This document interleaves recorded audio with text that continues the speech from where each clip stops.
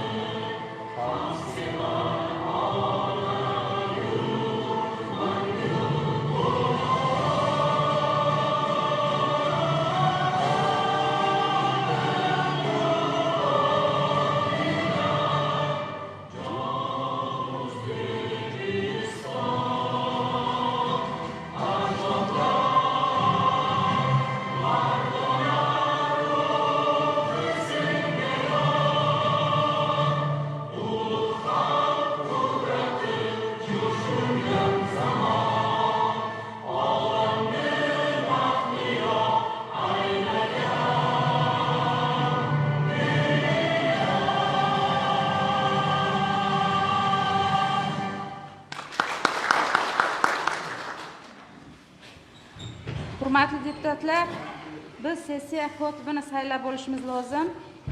22-Olmazor saylov okrugidan saylangan deputat Qobilov Abdulla Daminovichni sessiya kotibi etib saylash taklifini kiritaman. Boshqa takliflar bormi? Ma'qul. Ma'qul bo'lsa, ushbu taklifni qo'l ko'tarib munosabat bildirishingizni so'rayman. Qarshilar? Betaraflar? Yo'q, bir ovozdan tasdiqlandi. Abdulla Daminovich, o'z joyingizni egallashingiz mumkin, marhamat. Endi ovoz berishni o'tkazish va uning natijalarini aniqlash uchun biz sanoq komissiyasini saylab olishimiz zarur.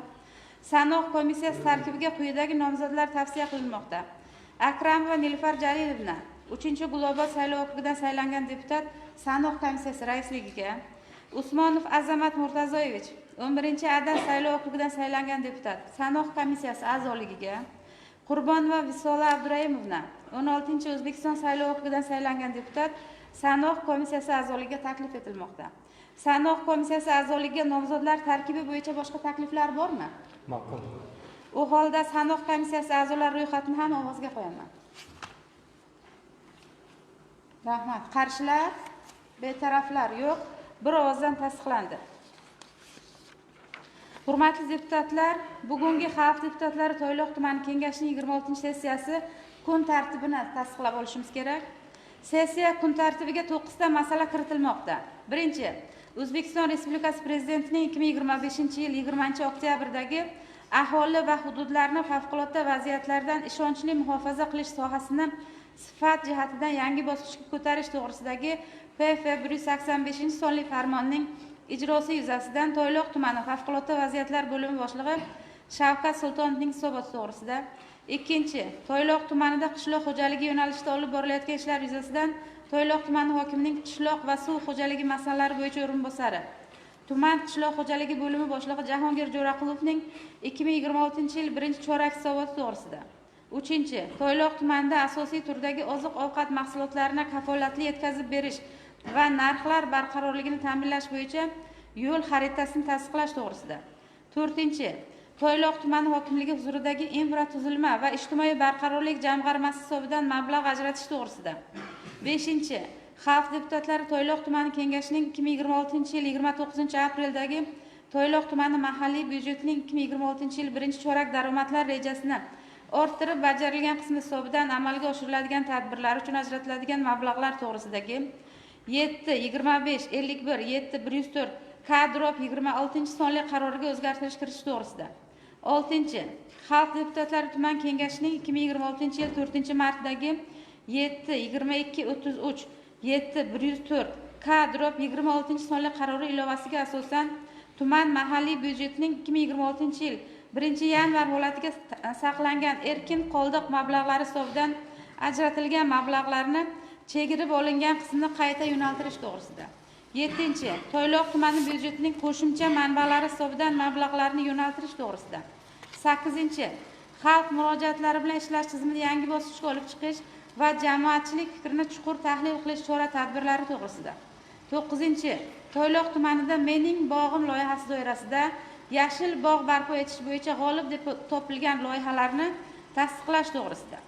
Taklif etilayotgan kun tartibi yuzasidan doimiy komissiya, partiya guruhlari, deputatlarimizda boshqa takliflar bormi? Ma'qul. U holda sessiya kun tartibini ham ovozga qo'yaman.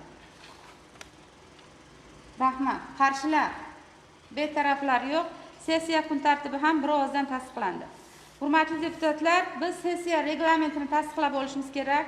Quyidagi sessiya reglamenti taklif qilinmoqda. Ma'ruza uchun 15 daqiqagacha, so'zga chiquvchilar va munosabat bildiruvchilarga 5 daqiqagacha, savol-javoblarga 3 daqiqagacha vaqt beriladi. Sessiya reglamenti bo'yicha boshqa takliflar bormi? Ma'qul. Ma'qul bo'lsa, sessiya reglamentini ham ovozga qo'yaman, munosabat bildirishlaringizni so'rayman. Rahmat. Qarshilar, betaraflar yo'q. Sessiya reglamenti ham bir ovozdan tasdiqlandi. Hurmatli deputatlar, endi sessiya kun tartibiga kiritilgan masalalar muhokamasini boshlaymiz. Kun tartibidagi birinchi masala O'zbekiston Respublikasi Prezidentining 2025-yil 20-oktyabrdagi aholi va hududlarni favqulodda vaziyatlardan ishonchli muhofaza qilish sohasini sifat jihatda yangi bosqichga ko'tarish to'g'risidagi P.F. 185-sonli farmonning ijrosi yuzasidan Toyloq tumani favqulodda vaziyatlar bo'limi boshlig'i Shavkat Sultonovning hisoboti to'g'risidagi masalani ko'rib chiqishimiz kerak. Hurmatli deputatlar, kun tartibiga ushbu masala bo'yicha hisobot berish uchun so'z Toyloq tumani favqulodda vaziyatlar bo'limi boshlig'i Sultonov Shavkat Farhodovichga beriladi. Marhamat, Shavkat Farhodovich.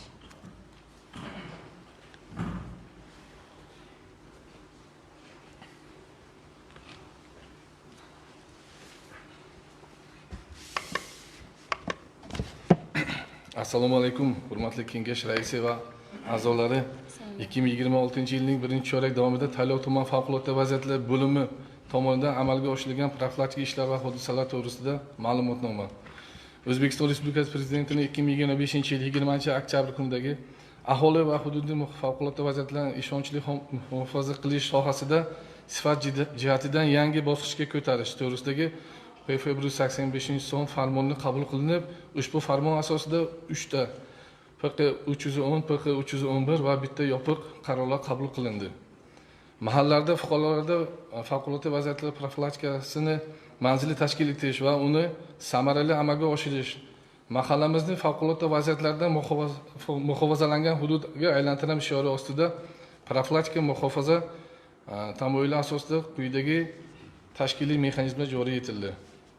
Mahallalarda favqulodda vaziyatlar yuz berishi xavfini ilmiy texnik yondashuv asosida joyiga chiqib o'rganishlar o'tkazgan holda xavf indikatorlariga ko'ra har bir mahallalar qizil, sariq va yashil toifalarga ajratilib, tumandagi 50 ta mahallalar mavjud bo'lib, shundan 22 tasi sariq mahalla va 28 tasi yashil mahallalar toifasiga ajratildi. Favqulodda vaziyatlar yuz berishi xavfi yuqori bo'lgan sariq toifadagi mahallalarni muntazam ravishda xonadonbay o'rganib borish va muammolarni bartaraf etish orqali xavf indikatorini kamaytirish, qaratilgan hudud mahallar kesimida profilaktika chora-tadbirlar rejasi ishlab chiqildi. Tuman favqulodda vaziyatlar bo'limi davlat inspektorlarini birinchi navbatda qizil va sariq toifadagi mahallalarda biriktirish orqali mahalla yetiligi vakillari va mahalla faollari bilan manzilli kompleks profilaktika tadbirlari tashkil etilib, tumanda 50 ta mahallada favqulodda vaziyatlar profilaktikasi inspektorlarini biriktirib, 6 ta mahalla, ya'ni Birlik, Xonchorbog', Ukrach, Tepa qishloq, Xo'ja qishloq, Taraqqiyot mahallalari binosida xizmat xonalari tashkil etildi. Har bir mahalla kesimida yo'l xaritalari ishlab chiqilib, profilaktika ishlari olib borilmoqda.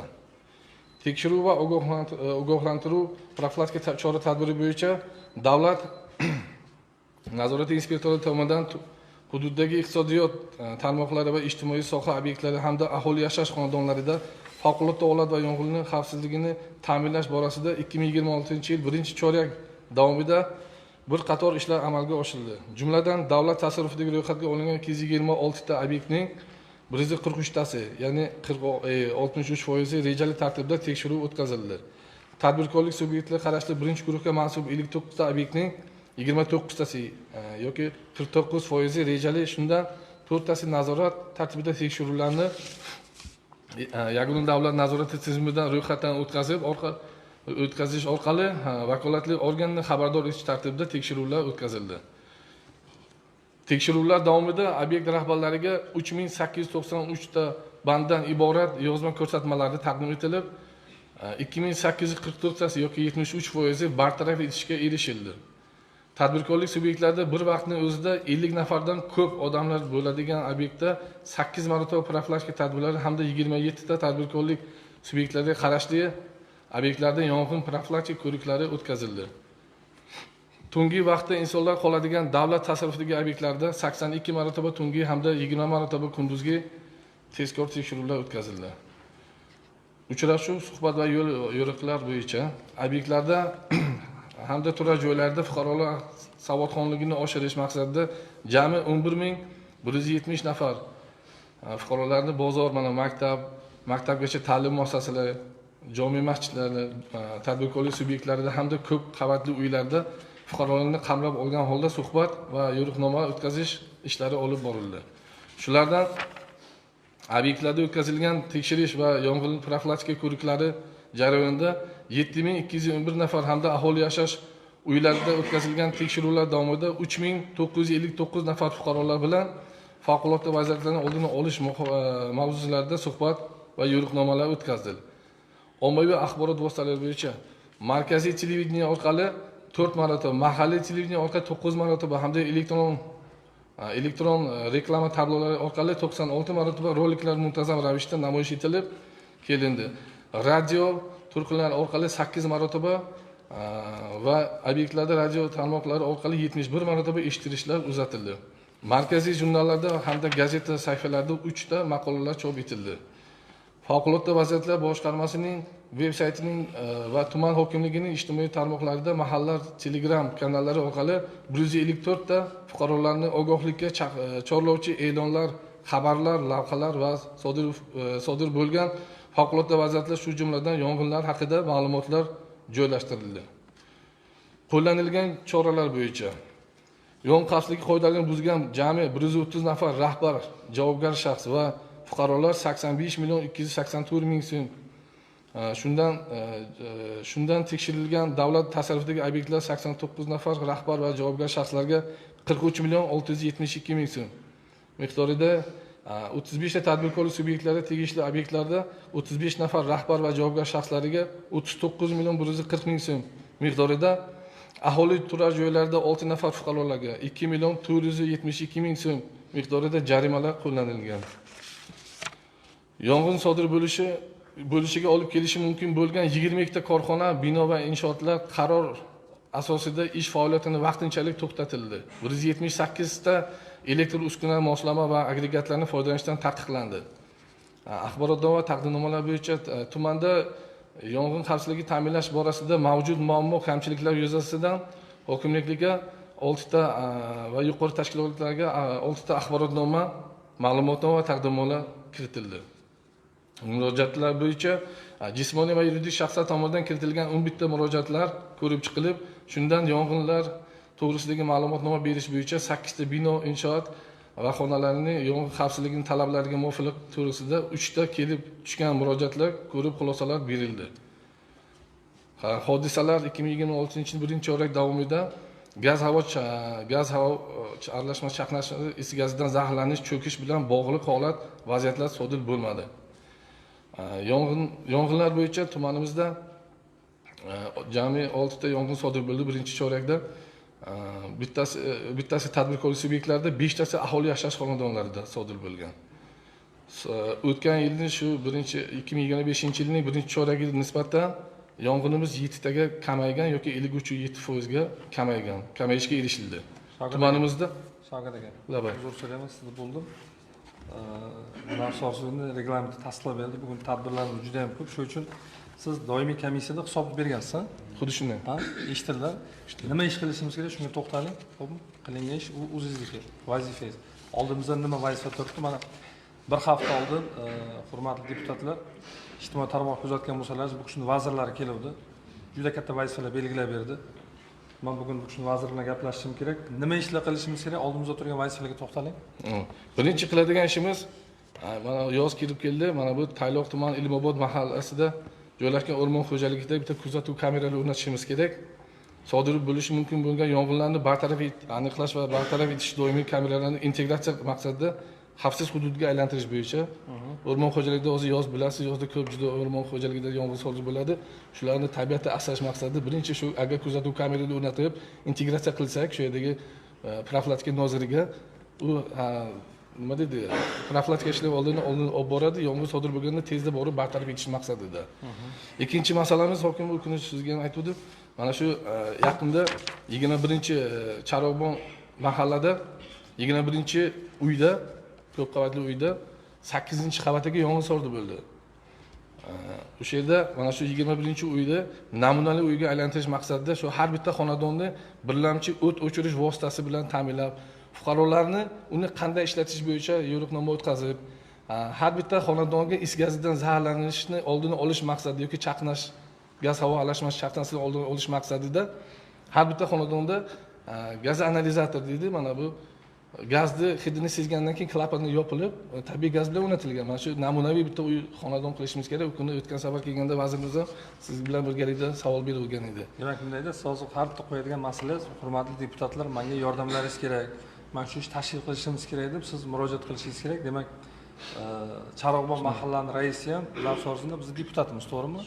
Demak, deputatimiz bilan birga, mahalla uyushma bilan birga shu tadbirda biz va'da berdik, 2 hafta tashkil qilamiz. Xuddi shunday hokim. 2 haftadan keyin bu safar kelganda mana xalqaro tadbirlar ko'p. Biz tumanimiz Samarqand turizm markaziga yaqin. Samarqand turizm markazi sizda situatsion markazi joylashgan, bir qadam kelib turadi. Xuddi shunday. Shuning uchun tezda shu tadbirlarni tashkil qilib, deputatlar bilan birga ishlasangiz, bularda ham katta salohiyat bor. Mahalla uyushmasi, hamkor tashkilotlar bilan ishlash kerak.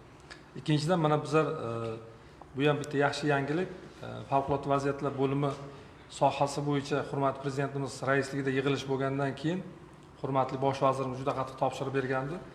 Men moliya bo'limini olib borib o'rgangandim. Mana yangi bino qurilyapti. Shundaymi? Xuddi shunday. Loyihalashtirish boshlandi. Bu ham bitta yangilik. Demak, favqulodda vaziyatlar tizimi ham yangi O'zbekiston islohotlarida yangi davrni boshdan kechiryapti. Siz mana vazirlikka juda qattiq topshiriq berdi.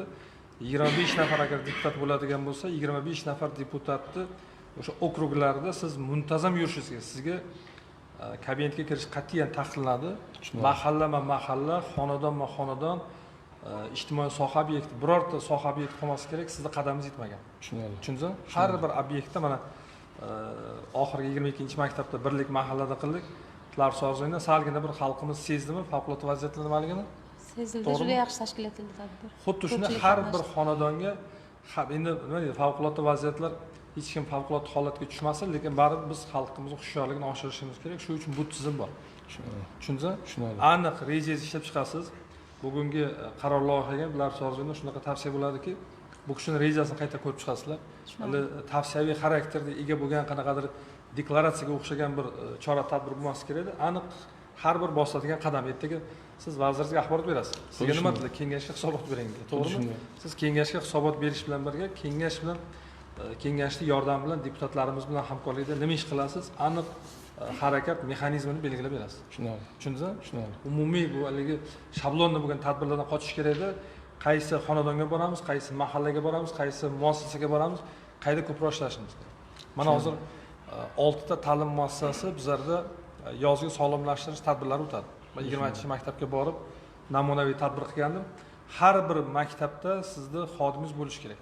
Bu yerga yuzlab bolalarimiz keladi. Xuddi shunday. Vaqtini o'tkazadi.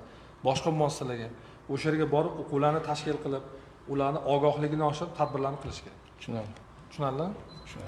Yana nima takliflaringiz bor? Keyin Tayloq tuman Nurafshon mahallasida joylashgan 4-son maktab binosining yerto'lasida joylashgan fuqaro muhofaza muhandislik himoya inshooti.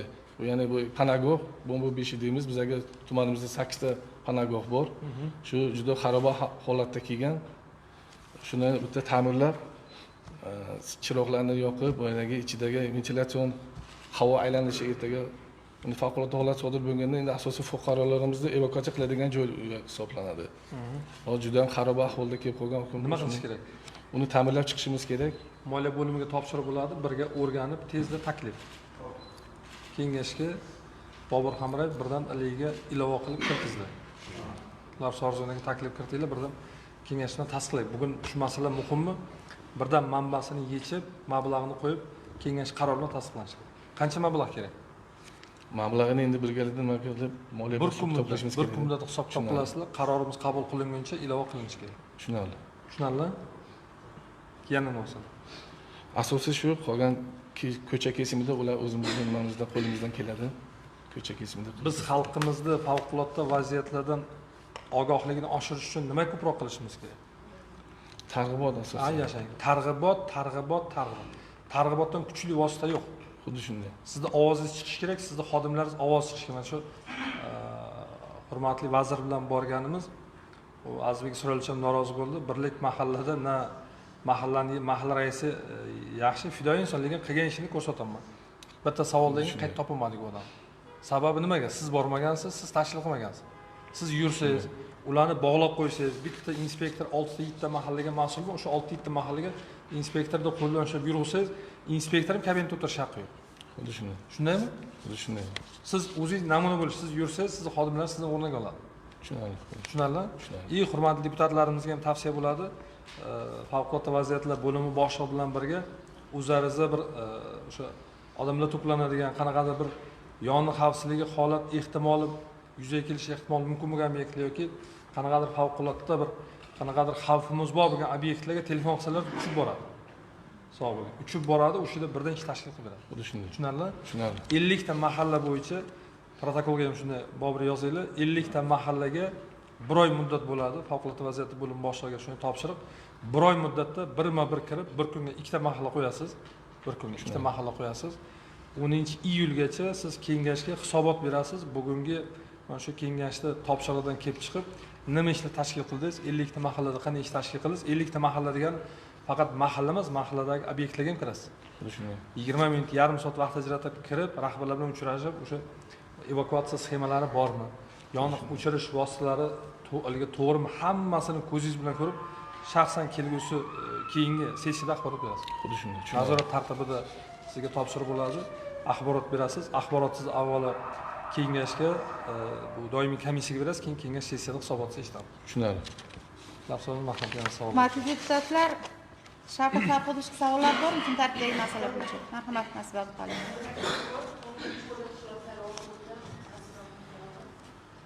Sizlarda masalan infrastruktura hamkorliklar bor-a? Xuddi shunday. E'tibor bersangiz, mahallalarda katta ishlar o'rnatilganda, ishlarni o'rab xavfsizligini ta'minlash zo'rish kerak. To'ppa-to'g'ri. Undan tashqari mana bu qishloqda bir yosh yigit nimadan tuydi. qamishni ko'tarib xabarim bor joyga. Chunki u yoshiga 780 deydi-da. Shunday. Bo'lishimiz kerakki, boya ularni hisoblash kerak. Targ'ibot masalasi juda muhim bo'lgan. O'sha yigitga tomga chiqqan vaqtida o'sha katta xabari bo'lmagan. O'sha narsada taklif qilgan. Deyapmanki, o'sha mayli choralarni o'sha ishlarni o'rganish masalasini.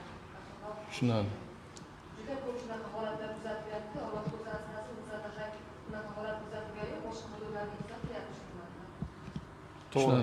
Mana Yangi O'zbekiston massivini sizlar bilan birgalikda ochdik. Navro'z arafasida.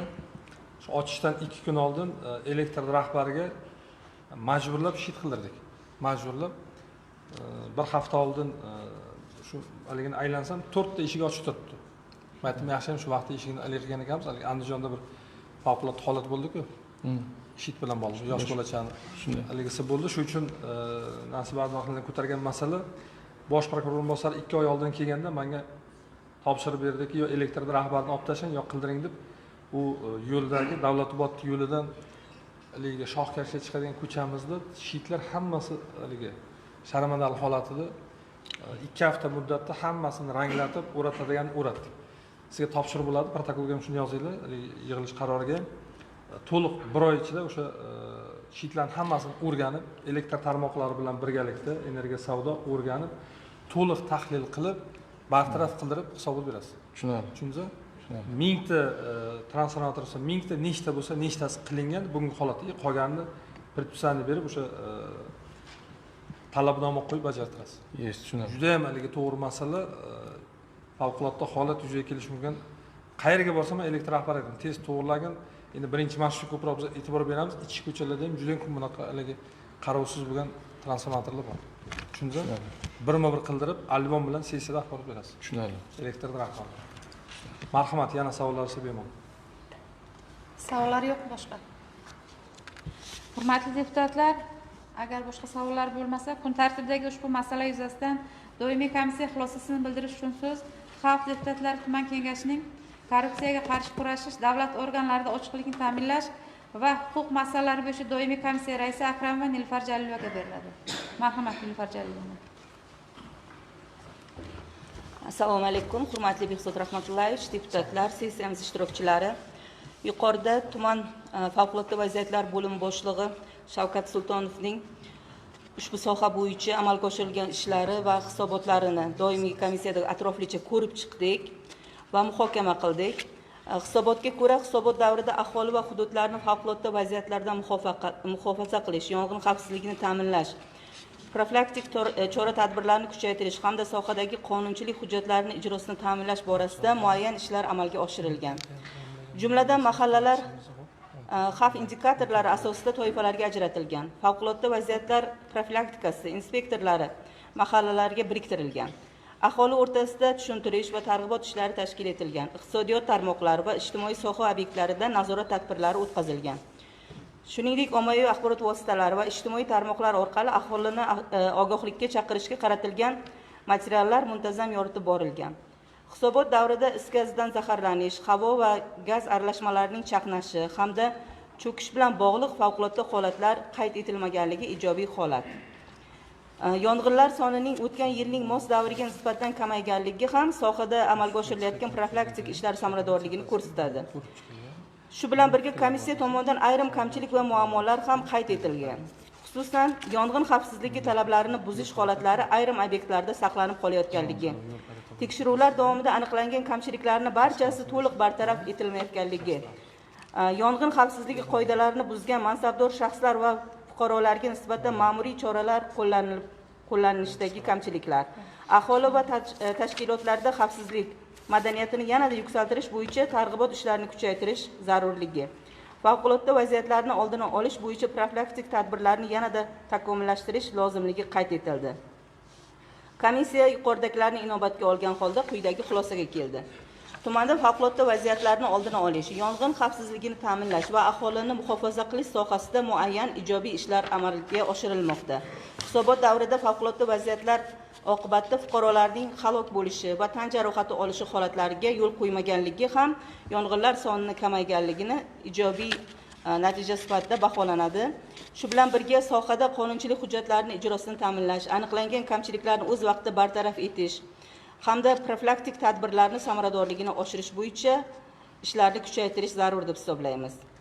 Aholi o'rtasida favqulodda vaziyatlarni oldini olishga qaratilgan targ'ibot va tushuntirish ishlarini yanada kengaytirish, mas'ul tashkilotlarning o'zaro hamkorligi va shaxsiy javobgarligini oshirish maqsadga muvofiq deb hisoblaymiz. 2026-yilning 2-choragi uchun belgilangan chora-tadbirlar rejasini o'z vaqtida va sifatli bajarilishi ustidan doimiy nazorat o'rnatish lozim.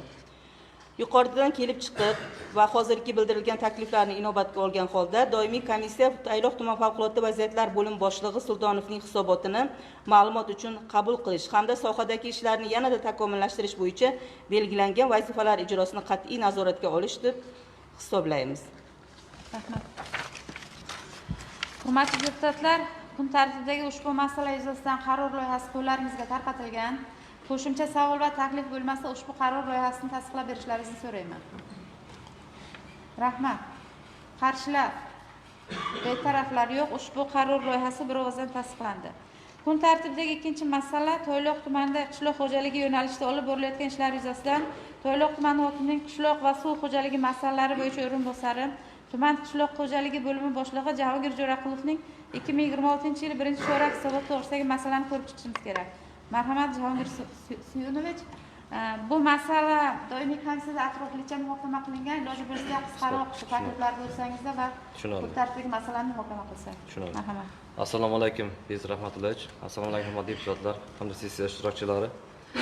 2026-yilda Tayloq tumanida qishloq xo'jaligi rivojlantirish bo'yicha rejalashtirilgan ushbu yo'nalishlarimiz bor. 2026 Tayloq tumanida qishloq xo'jaligi sohasida tizimli va mazmunli ishlarni amalga oshirish rejalashtirilgan bo'lib, ushbu yo'nalishda aniq va maqsadli ko'rsatishlar belgilab olingan. Tumanning jami yer maydoni 27.816 gektar bo'lib, shu jumladan qishloq xo'jaligi foydalanadigan yerlar 12.312 gektar tashkil qiladi. Shundan 8.318 gektar sug'oriladigan, 2.618 gektar tokzor, 881 gektar bog'zor, 465 gektar tutzor hamda 35 gektar lal yer maydoni tashkil qiladi. Ijtimoiy ahamiyatga ega 15 turdagi oziq-ovqat mahsulotlarini narx-navosini barqaror ta'minlash maqsadida oziq-ovqat balansidagi importga bo'lgan mahsulotlar yetishtirishni ko'paytirish o'zimizga chora va maqsad belgilab oldik. Tumanimizda 230 mingga nafar aholi mavjud bo'lib, asosiy turdagi qishloq xo'jaligi va oziq-ovqat mahsulotlarini ishlab chiqarish va iste'moli balansini hisob-kitobi qilingan bo'lib, bunga ko'ra asosan bizda guruch mahsuloti tumanda yetishmasligi sababli 2 ming tonna aholi ehtiyoji uchun qo'shni viloyatdan Xorazmdan ta'minlash belgilangan. Bundan tashqari jami reja asosida 4907 gektar maydonga o'zimizda sabzavot, kartoshka, poliz mahsulotlar ekish rejalashtirilgan.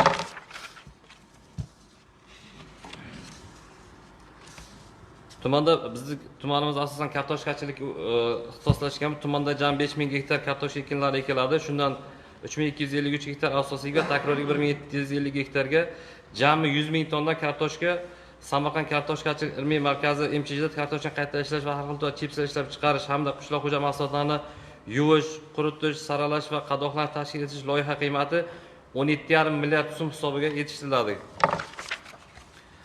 Yana yirik 6 ta loyiha 2026-yilda 6 ta loyiha oldimizga maqsad qilib qo'yamiz. Chorvachilik, parrandachilik, baliqchilik va issiqxona xo'jaliklarini rivojlantirish bo'yicha jami qiymati 66 milliard 50 million so'mlik o'z mablag'i va bank kredit hisobiga qoplash hisobida 2026-yilga loyiha qilib belgilangan. Bundan tashqari O'zbekiston Respublikasi Prezidentining 2025-yil 31-oktyabrdagi PQ 322-sonli qaror ijrosini amalga oshirish maqsadida viloyat hokimligining 2025-yil 6-noyabrda aholini oziq-ovqat mahsulotlari bilan barqaror ta'minlash doir qo'shimcha chora-tadbirlar to'g'risidagi 381/7-25 sonli qaror bajarish to'g'risida Tayloq tuman fermer xo'jaliklari tomonidan chorvachilik, parrandachilik, asalarichilik tashkil qilish bo'yicha tumanda jami 150 ta fermer xo'jaliklari tomonidan davlat xizmatlari markazi orqali yengil konstruksiyali parrandachilik, chorvachilik komplekslari arizalar topshirildi. Shundan 74 tasi tuman hokimi qarorlari chiqarilgan bo'lib, hozirgi kunda 16 ta fermer xo'jalik chorvachilik komplekslari qurish olib bormoqda.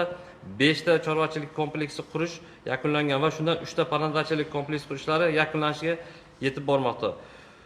Bundan tashqari tumanda parrandachilik loyihalarini rivojlantirish amalga oshirishda tumanda 3 ta yirik parrandachilik xo'jaliklarini kengaytirish hisobiga go'sht tuxum mahsulotlarini ko'paytirish ko'zda tutilgan. Suyab Shavkat Orziqulov fermer xo'jaligida 200 ming dona, import agrokompleks fermer xo'jaligi 100 ming dona, Tayloq Fayz Faranda MCH'da 100 ming dona mahalliy 35,5 milliard so'mlik loyiha ko'zda tutilgan.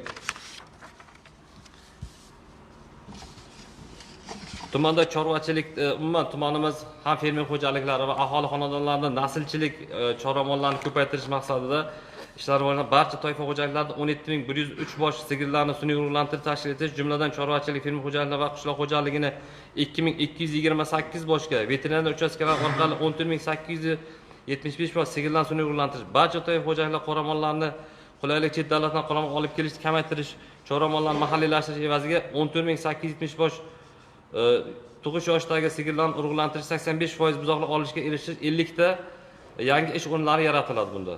Toyloq tumanida 50 ta mahalla fuqarolar yerida veterinar shoxobchalarini o'rnatish, buni hisobiga 17.103 bosh qoramollarga 11 turdagi 1.8 million dona parrandalarning 4 turdagi hamda barcha turdagi hayvonlarning yuqumli kasalliklarga qarshi profilaktika o'tkazish uchun 2250 milliard so'mlik loyiha ko'zda tutilgan. Bundan tashqari suv xo'jaligi sohasida amalga oshirilgan ishlar yuzasidan erishilgan natijalarga keladigan bo'lsak, O'zbekiston Respublikasi Prezidentining PQ 392-sonli qaroriga asosan tuman hududida qo'shimcha ustuvorlikka ega bo'lgan loyihalarni amalga oshirish orqali yangi ish o'rinlarini yaratish, turistik salohiyatini amalga oshirish ishlarini tashkil etish bo'yicha G'o'lba, Zarafshon, Xo'jayiz, Do'stlik, Bog'zog'on, O'zbekiston Yangi hayot qo'shnor mahallalar fuqarolar yig'ini hududi orqali oqib o'tuvchi Bog'zog'on kanalining 14 kilometr qismi betonlash ishlariga 30 milliard so'm ajratilgan bo'lib, bugungi kunda 3 kilometr qism betonlash ishlari yakunlangan, qolgan qism betonlash ishlari olib borilmoqda. Javob so'rinchi, bu ma'lumotlar tushunarli, hurmatli deputatlarimiz xabari bor. Nima ish qilamiz? Ana qishloq xo'jaligi bizani tumanimizning asosiy driver sohasi.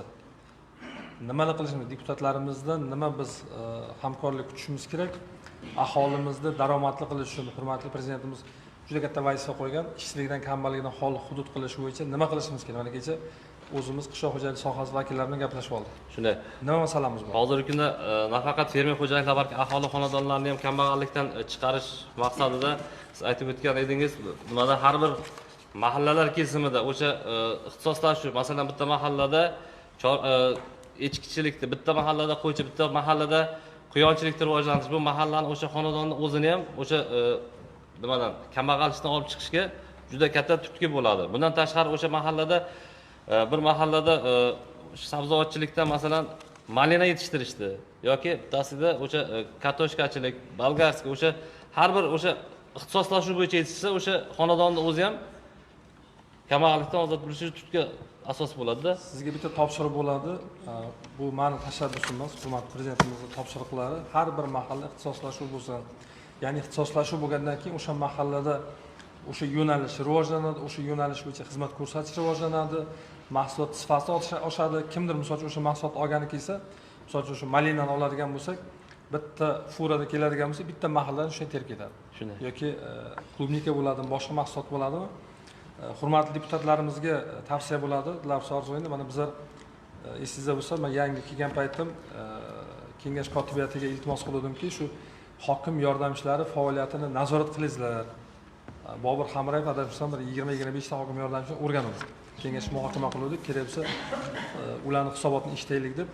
Mana bizlar birinchi o'rinbosarimiz bilan, bandlik bo'limi bilan reja qildikki, shu oy yakuni bilan, 6 oy yakuni bilan biz o'sha minimum darajaga ishsizlik va kambag'allik bo'yicha o'rtoq Ziyodullayev, to'g'rimi? Minimum darajaga kelamiz. Hurmatli prezident qo'ygan talabga endi bu ham halol pokiza bo'lishi kerak, haqqoniy bo'lishi kerak. Shuning uchun hurmatli deputatlarimizga tavsiya bo'ladiki, har bir mahallada faoliyat yuritadigan hokim yordamchisi bor. Unga hozir men o'rinbosarim aytganday reja qo'yib berganmiz, qaysi mahallada qaysi yo'nalishni rivojlantiramiz. Lekin bizning xalqimiz azaldan Dilafruz Orziqulov ziroatchilik bilan shug'ullangan, ya'ni o'troq yashagan. Bizning xalqimiz shu muqimiy yashagan joyda bizning zaminimizdan uzoq tarixga ega, ya'ni chorvachilik ota-bobolarimizdan biz rivojlangan. Farhod aka, to'g'rimi? O'rtoq deputat.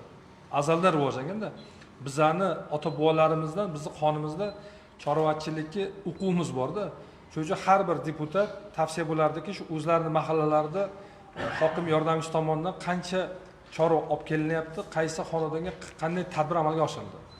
Musolaga sizdan ham iltimos bo'ladi, hurmatli nuroniylarimiz ham bir shunga bir kirishsalar, ular ham bir ha degan tuyaga madad deganda ular ham bir shu xalqimiz orasida shuni targ'ibot qilib, hurmatli prezidentimiz fevral oyida bo'lgan selektorda aytdilar. Hech bo'lmasa aholini chorvachilikka o'rgatishimiz kerak. O'rtoq Ziyodullayev, esingizda? Shuning uchun kecha biz qishloq xo'jaligi bilan gaplashdik. Hurmatli deputatlarimiz tavsiya bo'ladi. O'zlarining hududlaridagi mahallalarda hokim yordamchilari aholiga chorvani yetkazish uchun nima ish qilyapti? Bizani bitta yutug'imiz bor. Bizning tumanimizda chorvani eng nasllisini olib keladigan tadbirkorlarimiz bor. Shunday. Fermerlar bor. Faqat shuni larsorzoyda targ'ibotini kuchaytirish kerak. Bobur Hamarayev kerak bo'lsa, reja qilingda kelgusi sessiyaga shu yil yakunigacha reja qiling, 50 ta hokim yordamchisi chiqib deputatlarga hisobot bersin. Bo'ladimi shunday qilsak? Ha? Musoon aka bo'ladimi? Mana hurmatli prezidentimiz bergan topshiriq bo'yicha biz ularga resurslarni qilib berganmiz, rejani belgilab berganmiz, ta'minotchilarni bog'lab berganmiz. Mani birinchi o'rinbosarim, bandlik rahbari, mahalliy uyushmaning rahbari va hokim yordamchilari navbatni hisobot bersin. Bo'ladimi shunday kiritsak qarorga? Mani qishloq xo'jaligi o'rinbosarim, demak o'sha ta'minotchilar bilan, fermerlar bilan mana hurmatli prezidentimizga ming rahmat. 322-sonli qarorni qabul qilib berdilar 31-oktyabrda. Mana shu qarorga asosan aholini oziq-ovqat mahsulotlari bilan barqaror ta'minlashga doir qo'shimcha chora-tadbirlar to'g'risida qarorlari mana shu qarorda fermerni dala chetida chorvachilik kompleksini qurishga ruxsat berildi. Faqat shuni rivojlantirishimiz kerak. Shuni ham fermerlarga, ham xonadonlarda hurmatli deputatlarimizni bir nima deydi, shijoatidan, sizlarni bir fidoyiliklaringizdan bir foydalansak, misol uchun Nasib Abduhalilov sizni okrugingizda nechta mahalla bo'ladigan bo'lsa, nechta fermer bo'ladigan bo'lsa, mana shu tadbirlar qanday bo'ladi bir so'rasangiz, mendan deputat so'radi deb ular ham bir mas'uliyat olishadi. Kelishdigan. Buni bitta bandlik va bitta qishloq xo'jaligi sohasida butun jamoatchilik shug'ullanishi kerak. Butun jamiyat agar uyg'onsa, shu tadbir tezroq bo'ladi. Chorva bu xalqimizning daromadi. Men kecha 2-3 ta rahbarlarga savol berdim. Agrar inspeksiya rahbariga, uyda nechta molingiz bor? U asosiy bizning daromadimiz shu deydimi ko'pchilik rahbarlar. Shuni xalqimizga o'rgataylik. Xalqimiz shuni chorvaga iliq qiladigan bo'lsa, nima deydi? Butun borligi bilan harakat qiladigan bo'lsa, biz bitta reja qildikki, qishloq xo'jaligi bo'limi bormi? Mana iligidan keyin, g'alla o'rimidan keyin taqsimot razmesheniya qilgan payti biz ozuqa bazasi uchun xalqimizga iligilarga, mahallalarga taqsimot qilamiz. Ziyodullayev bilan birga ishlaysizlar. Qaysi mahallaga chorva ko'proq olib keldik va o'sha mahallada ozuqa bazasi uchun biz ko'proq iligini berishimiz kerak. Yer maydonlarini o'sha dalaga qo'shimcha ekin ekish uchun berishimiz. Uni ham kerak bo'lsa kelgusi sessiyalarda men o'rinbosarim qishloq xo'jaligi bo'limi ham axborot beradi. Hokim yordamchilarini o'rtoq Ziyodullayev ogohlantirasiz. Hammasi chiqib hurmatli deputatlar oldida hisobot beradi. Kelishdik? Ma'qulmi darslarni shunday qilsak? Ma'qul. Yaxshi bo'laman. Marhamat. Hurmatli deputatlar, Jahongir Suyunovga savollar bormi? Rahmat, Jahongir Suyunov. O'zingizni egallashingiz mumkin. Hurmatli deputatlar, kun tartibidagi ushbu masala yuzasidan savol va takliflar bo'lmasa, doimiy komissiya xulosasini bildirish uchun so'z xalq deputatlari tuman kengashining agrar, qurilish, kommunal sohalar, ekologiya, sanoat va transport masalalari bo'yicha doimiy komissiya raisi Suyarov Farhod Satorovичga beriladi. Marhamat, Farhod Satorovich. Farhod Satorovich, bu masala ham doimiy komissiyada atroflicha muhokama qilingan, bahs munozaralarga boy bo'lib o'tib, ushbu doimiy komissiya yig'ilishi faqat qisqacha xulosalaringizni bildirib o'tishingizni so'rayman. Assalomu alaykum, hurmatli sessiya ishtirokchilari, hurmatli rais, xalq deputatlari Toyloq tuman kengashining agrar, qurilish, kommunal sohalar, ekologiya, sanoat va transport masalalari bo'yicha doimiy komissiya xulosasi. Toyloq tuman hokimining o'rinbosari Jahongir Jo'raqulov tomonidan taqdim etilgan 2026-yilda Toyloq tumanida qishloq xo'jaligini rivojlantirish bo'yicha rejalashtirilgan ustuvor vazifalar yuzasidan hisobot doimiy komissiya yig'ilishida atroflicha muhokama qilingan. Shundan kelib chiqib, tuman hokimi o'rinbosarining mazkur hisobotini qoniqarli deb baholash hamda xalq deputatlari Toyloq tuman kengashining ushbu masala yuzasidan qaror loyihasi sessiya muhokamasiga kiritish maqsadga muvofiq deb hisoblaymiz. Rahmat. Hurmatli deputatlar, kun tartibidagi ushbu masala yuzasidan qo'shimcha savol va takliflar bo'lmasa, qaror loyihasi qo'llaringizga tarqatilgan. Ushbu qaror loyihasini qo'l ko'tarib tasdiqlab berishlaringizni so'rayman. Rahmat. Qarshilar, betaraflar yo'q. Ushbu qaror loyihasi ham bir ovozdan tasdiqlandi. Kun tartibidagi 3-masala Toyloq tumanida asosiy turdagi oziq-ovqat mahsulotlarini kafolatli yetkazib berish va narxlar barqarorligini ta'minlash bo'yicha yo'l xaritasini tasdiqlash to'g'risidagi masalani ko'rib chiqishimiz kerak. Hurmatli deputatlar, kun tartibidagi ushbu masala bo'yicha ma'lumot berish uchun so'z tuman hokimining birinchi o'rinbosari Sharif Atan Azamjonovning o'rinbosarlari Rafiq Asqarliyevga beriladi. Marhamat, Rafiq Asqarliyev, ushbu masala bo'yicha qisqacha o'z xulosalaringizni bersangiz va qisqa muhokamaga o'tamiz. Assalomu alaykum. Minbarga chiqing. Endi yo'l xaritamani hammaga tarqatilgan, hurmatli deputatlar ham Tarqatilgan doimiy komissiyada ham ko'rish qilgan Rafiq Asqarliyev, qisqacha bir xulosa bersangiz muhokamaga o'tamiz. Assalomu alaykum hurmatli deputatlarimiz, assalomu alaykum rahmatullayevich. Bu bo'yicha Tayloq tumanidagi asosiy turdagi oziq-ovqat mahsulotlarini kafolatli yetkazib berish va narx-navoni barqarorlash bo'yicha yo'l xaritasi ishlab chiqilgan. Bu bo'yicha doimiy komissiyadan ko'rib chiqilgan. Sizlardan shu yo'l xaritasini tasdiqlab berishingizni so'rayman. Rafiq Asqarliyevga savollar bor kun tartibidagi masala bo'yicha. bitta topshiriqlari zavsozdan mana shu yo'l xarita bo'yicha hurmatli deputatlarimiz doimiy komissiyamiz bor. Shuni muntazam tahlil qilib borsa, nazorat deputatlar nazorat o'rnatsa maqsadga muvofiq bo'ladi. Xo'p, tushunarli. Rafiq Asqarliyev, rahmat. Hurmatli deputatlar, kun tartibidagi masala yuzasidan doimiy komissiya xulosasini bildirish uchun so'z Xalq deputatlari tuman kengashining mahalliy byudjet, tadbirkorlikni rivojlantirish va iqtisodiy islohotlar masalalari bo'yicha doimiy komissiya raisi Siddiq Farhod Ma'rufovichga beriladi. Marhamat, Farhod Ma'rufovich.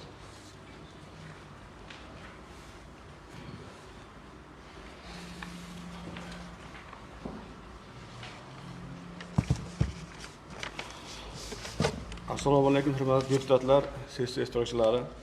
Xalq deputatlar Tayloq tumani kengashi mahalliy byudjet, tadbirkorlikni rivojlantirish va iqtisodiy islohotlar masalalari bo'yicha doimiy komissiyasining xulosasi. Kecha doimiy komissiya atrofli o'rganib chiqdik, ko'rib chiqish masalalar bo'yicha tavsiyalar berildi. Ushbu qaror loyihalari qo'lingizga tarqatilgan. Ushbu qaror loyihalarini tasdiqlab berishingizni so'rayman. Rahmat.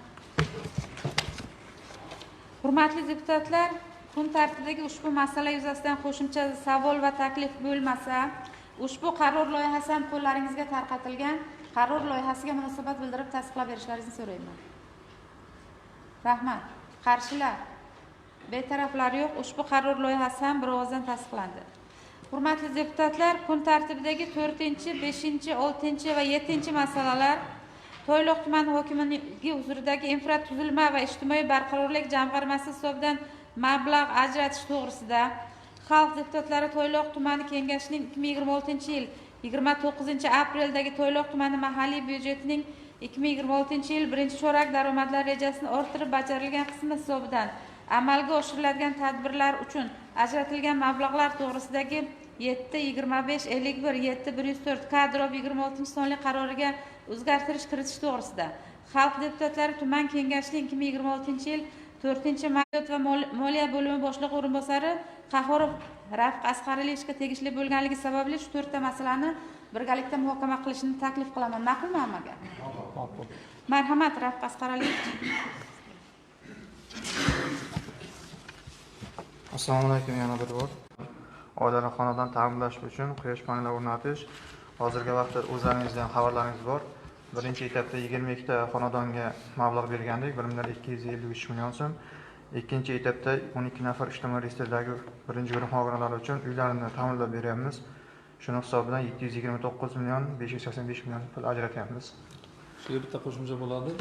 Lavozimda hurmatli deputatlarimizga iltimos qiladiki, bu ajratilayotgan mablag'lar hurmatli prezidentimiz tomonidan berilyapti. 22 ta bizning tumanimizdan nogironlar tushgan. Shuni o'zlaringizdan bir ko'rib, u yerda 60 million so'mdan berilgandi, lekin haqiqatda biz keyin birinchi o'rinbosar bilan moliya bilan o'tirib, yana qo'shimcha manbani yo'naltiramiz. Tushunarlimi? Chunki men o'zimga to'g'ridan-to'g'ri murojaat bo'lyaptiki, bu ish bo'lmadi, bu ish bo'lmadi. Men hammasiga va'da berdimki, ko'ngillaringiz to'q bo'lsin, 60 million emas, balki 100 millionga chiqib beramiz. Xo'p. Faqat shuni olib, hurmatli deputatlar ham shu nazoratga olsa yaxshi bo'ladi. Va hamda 43 nafar o'zgalar parvarish muhtoji bo'lgan yolg'iz keksalar va nogironlar bo'lgan shaxslarimiz uchun jami 1031 nafar kishiga oziq-ovqat to'plami xarid qilish uchun xabarlaringiz bo'lsa, buni Qurban hayit tadbirimizdan oldin shu kam ta'minlangan va restriktiv qilingan oilalarga vaqf mablag'i hisobidan shu ijtimoiy infratuzilma ijtimoiy barqaror jamg'armasi orqali mablag' chiqardik. O'sha mablag'ni ajratyapmiz hozir. Bu bo'yicha o'sha saytda ham yoritib bordik. O'sha xalqqa bergan aniqlarimiz bo'yicha shuni ham ko'rib bersalardingiz va undan tashqari tuman markaziy arxitektura qiyofasini o'zgartirish markazida keluvchi aholini qulay sharoit yaratish maqsadida tuman hokimligining old tomonidan to parkgacha yo'l qilyapmiz, ya'ni darojka va asfaltiniya bilan. Bunga ham 54 million so'm mablag' va undan tashqari Tayloq tuman kengash deputatlar tomonidan mahalla fuqarolik yig'inida aniqlangan ijtimoiy muammolarni hal etish yuzasidan temir beton ustunlar, sep havo elektromo kabellar xarid qilish uchun 500 million so'm va nogironlik bo'lgan shaxslarning xavfsiz muhit to'siqlarini harakatlanish va qulay muhitni yaratish hamda mazkur sohaga yangicha yondashishlar joriy etish maqsadida tumanda ijtimoiy ko'cha tashkil qilyapmiz. Bu bo'yicha o'tgan yil 2025-yilda ham qilgandik. Mana bu ijtimoiy himoya agentligi binosidan to ungacha edi, mustaqil maydonigacha. Xuddi shunday 2026-yilda ham bu narsa dasturimizda bor. Shunga ham 400 million so'm mablag' ajratyapmiz. Shuni ko'rib berib tasdiqlab berishlarini so'rayman. Yangi masalalarga ham o'taversangiz birdan. Xo'p. Tayloq tumani mahalliy byudjetining 2026-yil 1-yanvarda holatiga saqlangan erkin qoldiq mablag'imiz bor edi. Bu mablag' hisobidan 120 million so'm edi. Bu o'sha kameraga ajratilgan mablag'imiz. Buni viloyatdan ajratilyapti jamg'armamiz hisobidan. Shuning uchun 120 million so'm mablag'ni Yangi O'zbekiston bunyodkorlari kasbiy mahorat tanlovi o'tkazish maqsadida 10 ta kasb tanlov o'tkazish, xomashyo mahsulotlarni sotib olish uchun rag'batlantirish uchun 120 million so'm beryapmiz. Bundan tashqari, birinchi chorak qishloq xo'jaligida mo'ljallangan yer uchastkalarining bo'lgan ijara huquqidan tushgan tushumimiz bor edi, 423 million so'm. Bu mablag'ni tumandagi G'olba muhit hududidan oqib o'tuvchi Eltok dambasi bor ekan, ariq bilan bog'langan maydonlarni suv ta'minotini yaxshilash maqsadida kanalda o'sha yerga betonlashtirish ishi uchun 423 million so'm mablag' ajratyapmiz. Bunga men izoh beraman. Hozirda mana Farhod aka tushunib biladi. Bu ham anchadan beri muammoli masala edi.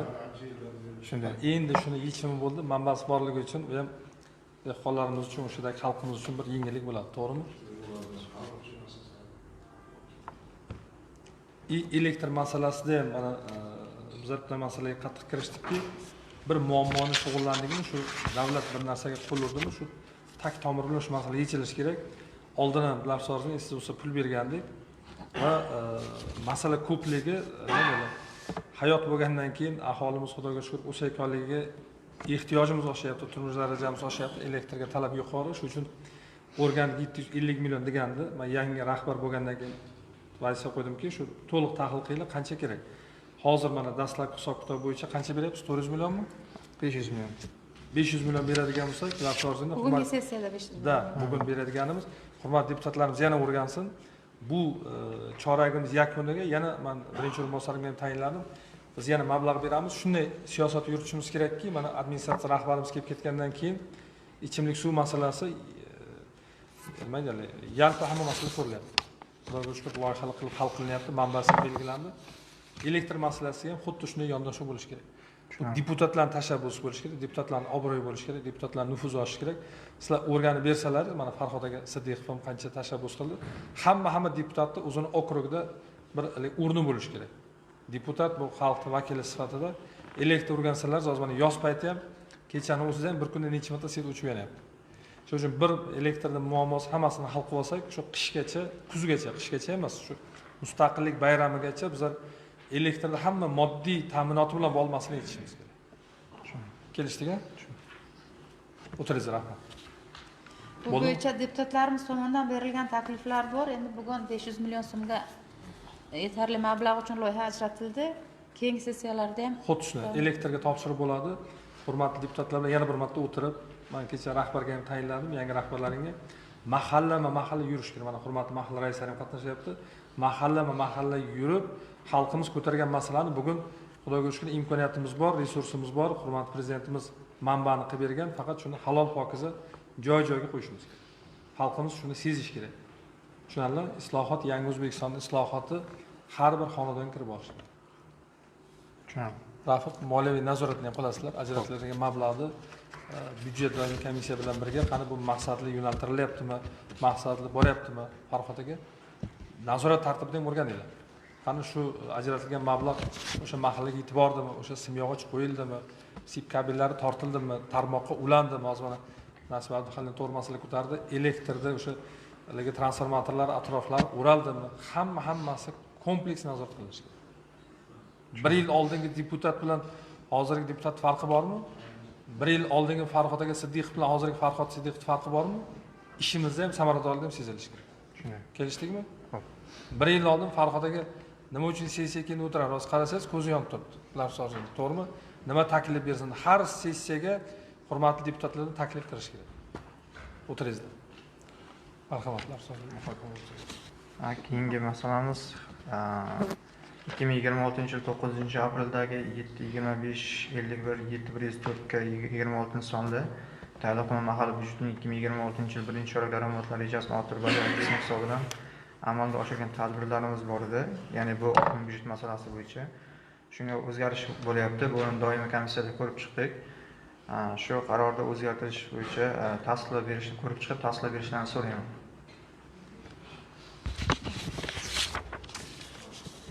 Bo'ldim, har to'rtta masala ko'rilgan. Masalan, Hurmatli deputatlar, 526 million ekan, so'zini. 526 million 200 elektr o'ziga. Marhamat.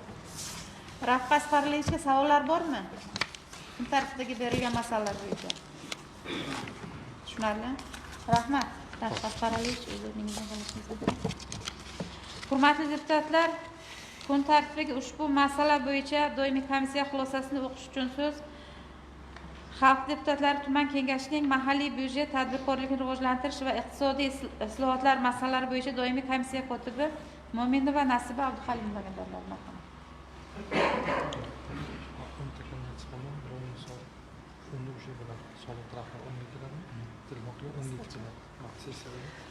Assalomu alaykum, hurmatli sessiya ishtirokchilari, hurmatli deputatlar. Kun tartibidagi 4-chi, 5-chi, 6-chi, 7-chi masalalar yuzasidan doimiy komissiyada barcha yo'nalishlar ko'rib chiqqanmiz va hozir ma'ruzalarida ham qayd etdilar. Bu masalalar barchasi doimiy komissiyasini nazoratida va deputatlardan iltimos bo'ladiki, mana boya aytilgandek, jamoatchilik nazoratini kuchaytirib, aynan o'sha yo'naltirilgan har bitta o'sha mablag'ni joylarga chiqib o'rganish tavsiya etildi. Shundan kelib chiqqan holda sizlardan mana shu kun tartibidagi barcha masalalarni qo'llab-quvvatlashlaringizni so'rayman.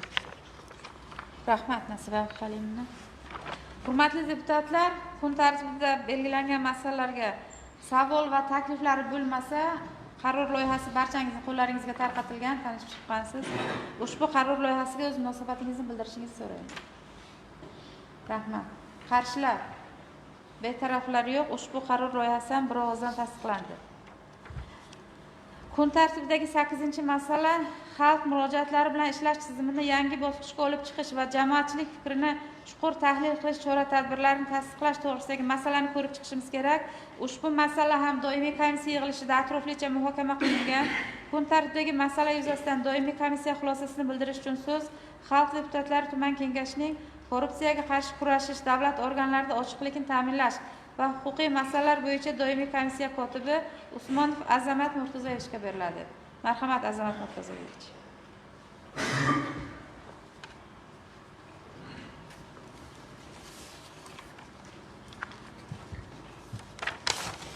Assalomu alaykum, hurmatli Bezod Nurlayevich, raislik qiluvchi deputatlar, sessiya ishtirokchilari. Xalq deputatlari Tayloq tuman kengashining korrupsiyaga qarshi kurashish, davlat organlarida ochiqlikni ta'minlash va huquqiy masalalar bo'yicha doimiy komissiyasi xulosasi. Doimiy komissiya tomonidan O'zbekiston Respublikasi Prezidentining 2026-yil 12-mart kuni o'tkazilgan videoselektor yig'ilishida berilgan xalq murojaatlari bilan ishlash tizimini yangi darajada ko'tarish va jamoatchilik fikrini chuqur tahlil qilish chora-tadbirlari to'g'risidagi topshiriqlar ijrosi yuzasidan tayyorlangan qaror loyihasi unga ilova qilingan Tayloq tumanida murojaatlar bilan ishlash bo'yicha namunali hududga aylantirish yuzasidan harakatlar rejasi atroflicha muhokama qilindi. Muhokama davomida aholi murojaatlari bilan ishlash tizimini takomillashtirish, fuqarolarning huquq va qonun manfaatlarini ta'minlash, davlat organlarida faoliyatini ochiqlik va shaffoflikni kuchaytirish hamda murojaatlar bilan ishlash samaradorligini oshirish masalalari ko'rib chiqildi. Ta'kidlandiki, fuqarolar murojaatlarining o'z vaqtida va sifatli ko'rib chiqilishini ta'minlash, takroriy murojaatlar sonini qisqartirish, murojaatlarga sabab bo'layotgan tizimli muammolarni aniqlash va bartaraf etish davlat organlari faoliyatini samaradorligini oshirish muhim omilligi hisoblandi. Bu murojaatlar bilan ishlashda Bezod Rahmatullayevich boshchiligida har hafta va mahallalarda borganda fuqarolar birontasini ham murojaatlarini qoldiruvsiz bee'tibor qoldirish holatlari bo'lmayapti. Unga o'zlariz ham tashkilot rahbarlari ham boryapti. Har bir murojaat atroflicha o'rganilib, unga tizimda sabablari, unga kelib chiqish omillari o'rganilib borilyapti. Ushbu yuqoridagilarni inobatga olib, doimiy komissiya xalq murojaatlari bilan ishlash tizimini yangi bosqichga olib chiqish va jamoatchilik fikrini chuqur tahlil qilish chora-tadbirlari to'g'risidagi qaror loyihasini ma'qullanishni iltimos qilamiz. Rahmat. Rahmat. Hurmatli deputatlar, kun tartibiga ushbu masala yuzasidan qo'shimcha savol va takliflar bormi? Qo'shimcha bo'ladi. Ular asosida hurmatli deputatlarimizga mana shu murojaatlar masalasida xalqimizning dardi juda ham ko'p. Faqat shuni sizlar ham bir haligi bo'g'in sifatida, bir vakil sifatida kotibiyatga bersalaringiz, kengash kotibiyati umumlashtirib bersa, ular asosida uni ham so'zim bizani qo'limiz yetmaydigan, bizani qadamimiz yetmaydigan joylar baribir borda. Birgalashsak, o'sha murojaatlarni birga xuddi mana elektrda sizlar bilan birga harakat qildik, qancha muammolarni aniqladik. Tushunarli. Murojaatlarda ham xuddi shunga bir yondashuvni o'zgartirsak yaxshi bo'ladi. Deputatlar ham joylarida juda ko'plab saylovchilar bilan uchrashuvlarni tashkil etishyapti, ishtirok etishyapti. Shu jarayonlarda albatta murojaatlar bo'ladi. Birgalikda nasib bo'lsa, Xudo xohlasa bu muammolarni bartaraf etishga harakat qilamiz. Bular asosida mana deputatlar haligi so'rov beriladi, so'rov. Bobur uni ham bir nazoratni qilish kerak. Qaysi rahbar, misol uchun deputatimizning murojaatiga bee'tiborlik qilyapti, loqaysizlik qilyapti, mas'uliyatsizlik qilyapti. Ikkittasini hisobotini qo'yaylik. Bular asosida. To'g'rimi? Mana siz bilan senatga o'qishga borganimizda alohida shunga masala qo'yildi. Toyloq tumani kengashi respublikada eng namunali kengashga asosida haligi nomzodlik qilish kerak, shunga da'vogarlik qilish kerak. Hamma salohiyatli, hamma saralangan deputatlar. Hech kim o'zini o'zi majburlab deputat bo'lmagan. Faqat shuni bir shu masalada ham bir deputatlik so'rovini ham ko'tarsakda, men apparatni yig'ilishga qo'yiladi dedim. Shu agar masala qo'yilsa, biz apparat yig'ilishda ham alohida o'zimiz bir tahlil qilib olamiz, sessiyada ham qani chiqib deputatlarga chiqib hisobot bering, nima uchun bee'tiborlik qilyapti degan masala qo'ysak, ularning mas'uliyati oshadi. Ijroiy organlarning mas'uliyatini oshirish kerak. Bezod Rahmatullayevich, hozircha deputatlarimiz tomonidan qilingan so'rovlar javobsiz qolgani yo'q. E'tiborsiz bo'linmayapti. Barcha deputatlik so'rovlarimizga javob olyapmiz. Shundaymi Boburjon? Bundan keyin ham xuddi shunday hamkorlikni davom ettiramiz. Ijobiy, faqat ijobiy. Hali tushuntirish berildi, huquqiy maslahat berildi degan fikrni qabul qilmas kerak. Faqat xalqimiz rozi qilish kerak. Ijobiy hal qilish qaratilishi kerak. Marhamat. Hurmatli deputatlar, qo'llaringizda qaror loyihasi tarqatilgan. Agar qo'shimcha savol va takliflar bo'lmasa, ushbu qaror loyihasiga o'z munosabatingizni bildirishingizni so'rayman. Rahmat. Qarshilar? Betaraflar yo'q. Ushbu qaror loyihasi ham bir ovozdan tasdiqlandi. Hurmatli deputatlar, kun tartibidagi 9-masala Toyloq tumanida Mening bog'im loyihasi doirasida yashil bog' barpo etish bo'yicha g'olib deb topilgan loyihalarni tasdiqlash to'g'risidagi masalani ko'rib chiqishimiz kerak. Kun tartibidagi ushbu masala bo'yicha ma'lumot berish uchun so'z Ekologiya va atrof muhitni muhofaza qilish Toyloq tuman inspeksiyasi boshlig'i Xurramov Ilhom Erkinovичga beriladi. Marhamat, Ilhom Erkinovich.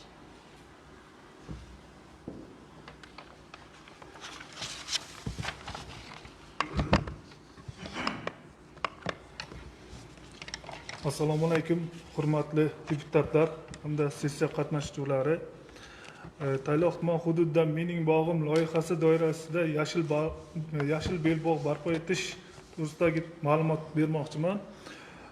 Mening bog'im loyihasi doirasida yashil bog' barpo etish O'zbekiston Respublikasi Vazirlar Mahkamasining 2024-yil 26-martdagi jamoatchilik fikri asosida ishlab chiqilgan Mening bog'im loyihasini shakllantirish va moliyalashtirish tartibi to'g'risida nizomining tasdiqlash haqidagi 156-sonli qaroriga asosan ochiq budjet axborot portali orqali jamoatchilik fikri asosida ishlab chiqilgan bo'lib, mening bog'im loyihasi doirasida yashil bog' barpo etish tashabbuskor loyihasi 2026-yil uchun ovoz berish bosqichi yakunlandi. Tuman hududida mening bog'im loyihasi doirasida yashil bog' barpo etish uchun 2 ta loyiha ochiq budjet axborot portali orqali jamoatchilik fikri asosida ovozga qo'yildi. Mening bog'im loyihasi doirasida yashil bog' barpo etish tashabbuskor loyihalarida ovoz berish natijasiga ko'ra Tayloq tuman Charog'bog' mahalla fuqarolar yig'inida qurilayotgan yangi O'zbekiston massivi hududidan 0,5 gektar yer maydoni g'olib deb topildi. Bunda qo'mita tomonidan 250 million mablag' ajratilib, loyiha asosida o'rmon xo'jaligiga topshiriladi. Bu o'rmon xo'jaligiga topshirilgan davrda u yerda yashil bog' barpo etiladi. Yashil bog' barpo etilgandan keyin o'rmon xo'jaligi tomonidan u 3 yil davomida parvarish qilinib, to hammasi ko'karib ketgancha nazoratga olinadi va sug'orish tizimlari tashkil etiladi.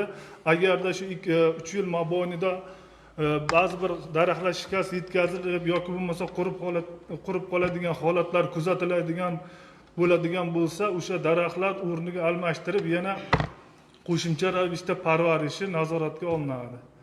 Qo'shimcha ma'lumotlarim shundan iborat. Hurmatli deputatlar, Ilhom Erkinovga savollar bormi? Rahmat. Bitta topshiriqlar asosida ekologiyaga, demak, yashil bog' loyihasi bu endi bitta manzil sifatida ekologiya qo'mitasi tomonidan tavsiya qilinyapti, lekin mana yangi O'zbekiston gazetasini kecha bizga tavsiya qilindi, 30-may sonida bu yerda bitta maqola chiqqan. O'zbekiston Liberal Demokratik partiyasining raisi, demak, fermerlar kengashining raisi Aktam Hayitovni dehqon manfaati va ilm fanga asoslangan paxtachilik degan bir maqolasi chiqqan. Endi bizga paxtachilik bog'liq bo'lmasa ham, lekin qishloq xo'jaligidagi islohotlar bugun yangi O'zbekistonda o'sha manfaat berayotganligi, xalqimizga daromad berayotganligi, yangi loyihalar ishga tushirayotganligi asoslantirilgan. Oldin misol uchun biz tumanimiz ham Pastarg'omga, Labsorziyga, boshqa tumanlarga paxta terishga borgan. Hozir Musoqon akaga so'z bersam 1 soat gapiradilar u boshdan kechirgan qiyinchiliklarni. O'tiring. Endi shu lik bilan birga Toshkent shahar hokimining maslahatchisining maqolasi chiqqan. Shavkatbek Ergashevni, bu kishi ko'p yil Mirzo-Ulug'bek tumani hokimi bo'lgan. Mana bugun shahar hokimi maslahatchisi ishlab kelgan. Shu bitta maqola chiqarganki, Toshkent shahar misolida yozilyapti. Shahar ruhini qaytarayotgan ariqlar yoki yashil Toshkent sari boshlangan ekologik uyg'onish. Shu bizning hududda men kelganimdan beri endi qishloq xo'jaligi tizimiga javob berdim. Daraxtlarni ko'paytiraylik, ko'chatlarni ko'proq ekaylik deb harakat qilyapmiz. Hurmatli prezidentimizning o'sha tashabbuslari butun yurtimizni yashil iliga aylantirish, ko'kalamzorlashtirish bo'yicha tashabbuslar amalga oshirilyapti. Biz tumanda ham shu bo'yicha ish olib borilyapti, lekin kecha viloyat hokimimizning apparat yig'ilishida shu biz tumanda ham ekilgan daraxtlar ilik qilinganligi, ko'karmaganligi, qarovsiz qolganligi bo'yicha e'tiroz bo'ldi. Shuni hurmatli deputatlarimizga men murojaatim bo'lardiki, joylarda ekilgan o'sha ko'chatlarimizni parvarishi, ularni sug'orishini ekologiya bilan birga shuni nazorat qilsak. Men ko'p yil Samarqand shahrida ishlaganman, shu yerda tajriba bor. Ekologiyani o'ziga ham ko'p aytaman. Bitta hududda Labsozda bitta daraxt shoxi kesilsa yoki bitta daraxt qurib qolsa, ekologiya borib o'sha yerda ta'sir chorasini ko'radi. O'zi 3 tagina xodim ishlaydi Samarqand shahrida. Sanda nechta xodim ishlaydi? 4 ta. Hozir 4 ta. Butun shahar uchun ularda axborot tizimi kuchli. Azamat. Mahallada shunaqa tizim borki, misol uchun o'sha yashillikka, ekologiyaga zarar yetkazilyaptimi? Birdan tegishli o'sha jamoatchilik vakillari ekologiya axborot beradi, ekologiya borib o'zining munosabatini bildiradi. Bizlar ham hurmatli deputatlar, yurgan yo'limizda, o'zimizning mahallamizda, o'zimizning ishxonamizda, o'zimizning hududimizda shu ekologiyaga bo'lgan zararli oqibatlarni bir ta'sirini jamoatchilik uyg'onib harakat qiladigan bo'lsak, butun tumanimiz endi bizda iqlim sharoitimiz mo'tadil, hamma joyimizda suv bilan bog'liq ligimiz bor, resurslarimiz bor. Faqat xalqimizni shunga munosabatni o'zgartirishga va yuqorida aytilganday targ'ibotni kuchaytirishimiz kerak. Targ'ibot, ekologiyani ovozi to'xtamaslik kerak.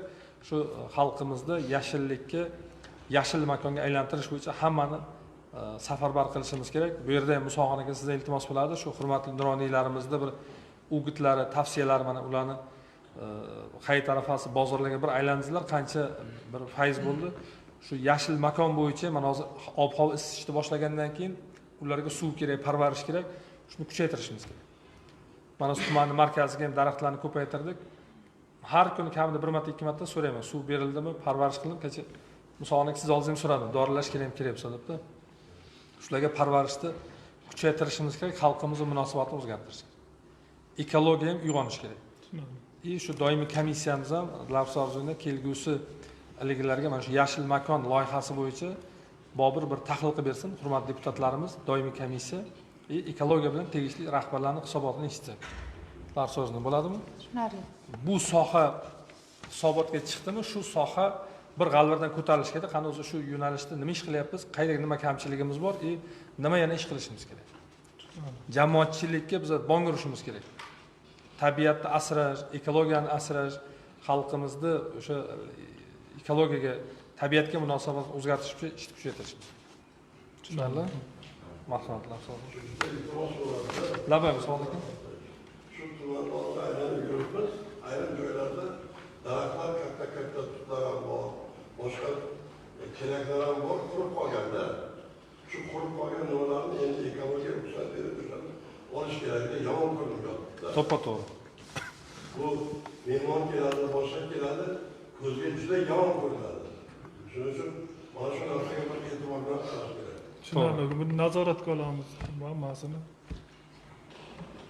Ekologiyani ovozi chiqmayapti, shuning uchun mana Musoqonaning fikrlari to'g'ri.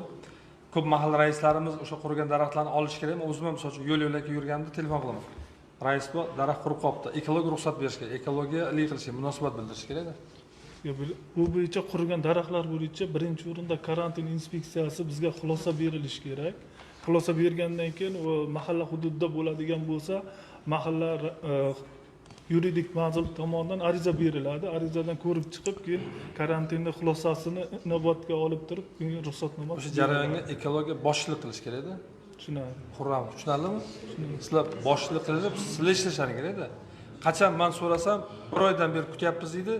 Topshirib bo'lgandan keyin bir kunda o'zgarish bo'ladi dedi. U faqat rahbarlar uchun ishlash kerak emas, hozir Musoqonaga aytganda tizim ishlash kerak. Tushundingmi? Kelgusi sessiyaga bobur protokolga yozinglar, qarorga hisobot eshitiladi.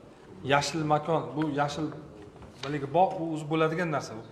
Bu chiqib hisobot bermasa ham, bu aralashmasa ham buni o'zi ijrosi bo'ladi. O'z manbasi aniq, rafiq shunday ham o'zi bo'ladigan masala. Bu haligi yashil makon bo'yicha bizga hisobot bersin kelgusi sessiyaga. To'g'rimi yo'qmi? Yashil makon bo'yicha nima qilamiz mana Musoqonaning gapi ham. Nima qilishimiz kerak? Bizlar shu ekilgan daraxtlarimizni asraymiz, nima qilsak biz xalqimizni tabiatga munosabatini o'zgartiramiz. Mana ko'p joyda lafzozda men yuraman, aytaman mahalla raislarimizga ham, xalqimizga aytaylik, uyini oldiga daraxt eksin. To'g'ri, uyini oldiga ekilgan daraxt ekologiyaga foyda. O'sha qishloqda, mahallani, tumanni ko'rkiga ko'rk, lekin eng asosiysi manfaatku, u meva eksa, mevani kim oladi? O'sha xalqimiz oladi. Shuni xalqimizga, hurmatli mahalla raislar, bu yerda raislar qatnashyapti, shuni xalqimizga yetkazish kerak. Birorta ko'chat ekilmagan uyda oldi qolmasligi kerak. Hamma joyga ekishimiz kerak. Mana hozir senatorimiz bilan birga bizlar tashabbus qildik, mahallalarda ko'chat ekyapmiz. Bodom ko'chati, gilos ko'chati, achchiqolcha ekilyapti. Shu senatorning gapi, Lavsarzo'ni 1 yil deydi hokim bosh, hokim yordamchini mahkam ushlab, mahalla raisidan shuni 1 yil parvarishni qattiq oling deydi. 1 yildan keyin shu oila kambag'allikdan esdan chiqaradi deydi.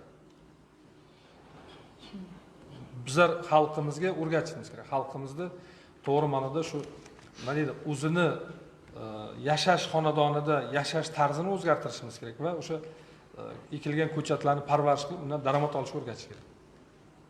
Ko'p joylarda men e'tibor beraman, uylarning oldiga manzarali ko'chat ekadi. Manzarali ko'chat nima kerak? Musoqonaga foydasi bormi manzarali ko'chatni? Bir xil ko'chatlar agar mutaxassis o'rgansa, u haligi ham chiqarmaydi, kislorod ham chiqarmaydi. Karbon chiqarsa chiqaradi, kislorod chiqmaydi, lekin ichib qo'ygan. Hech bir ko'rinishi ham yo'q, iligisi ham yo'q, bir fayzi ham yo'qda. Mevali shu uylarning oldiga ko'proq targ'ibot qilish kerak, azamat mevali ko'chat ekish. tushunarli? Mana shu hozir bizlar olib keladigan ko'chatlar yozda eksam bo'ladi. Ular haligidan in vitro usulda yetishtirilgan. 99 ga 9 hammasi ko'karadigan ilgi. Faqat suvni parvarish qilib tursa bo'ldi. Marhamatlar. Tushundingizmi? Tushunarli. Ilhom Erkinovich boyagi qurigan daraxtlar masalasida o'zi qadimdan bizda bor-ku, biz rahmatlash xonadonlarimizga ham bir daraxt qursa xosiyatsiz hisoblanadi-da. Uzoq qurigan daraxt uzoq turishi mumkin emas. Shunga ham yaxshi emas. Bu jarayon agar boyagi yuqorida aytiladigandek uzoq jarayonni tashkil qiladigan bo'lsa, bu yaxshi oqibatlarga olib kelmaydi. Yana qayta ta'kidlamoqchiman, o'sha jarayonni bir tezlashtirishga o'zingiz bosh qosh bo'lib. Tushunarli. Yana bu masala bo'yicha qo'shimcha aytadigan bo'lsak, agarda bizni oyog'imiz yetmagan joylarda qurigan daraxtlar bo'ladigan bo'lsa, o'sha mahalla raislari tomonidan litsenziya.uz orqali ariza berib qo'ysa, biz bu arizaga asosan borib o'rganib xulosasini beramiz. Sen o'zing telefoningni bergin, telefoningni e'lon qil, hurmatli deputatlarimiz yozib olsin. Masala bo'lsa senga murojaat qiladi. Ekologiya mas'ul javobgar shaxsmisan bugun? Ha, shunday. Telefoningni ber. 90lik 475 49 agarda qayerda shunaqa qurib qolgan daraxtlar bo'ladigan bo'lsa, murojaat qilsalar, davlat inspektorlari va o'zimiz tomonidan o'rganib beramiz bu masalani. Bu ishlaydigan telefonmi? Ha, ishlaydi. Hurmatli deputatlarga topolmadik demasmi buni? Bobur nazorga olaylik. Ishlaydi. Vaqtida olinsa, vaqtida uning joyiga yangisini ekish ham ta'minlanadi-da. Shunday. Ham hisob qolish kerak. Rahmat. Huzuringizni egallashingiz mumkin. Kun tartibidagi masala yuzasidan doimiy komissiya xulosasini bildirish uchun so'z xalq deputatlari tuman kengashining agrar, qurilish, kommunal sohalar, ekologiya, sanoat va transport masalalari bo'yicha doimiy komissiyasi kotibi Qurbonova Visola Abdurayevga beriladi. Marhamat.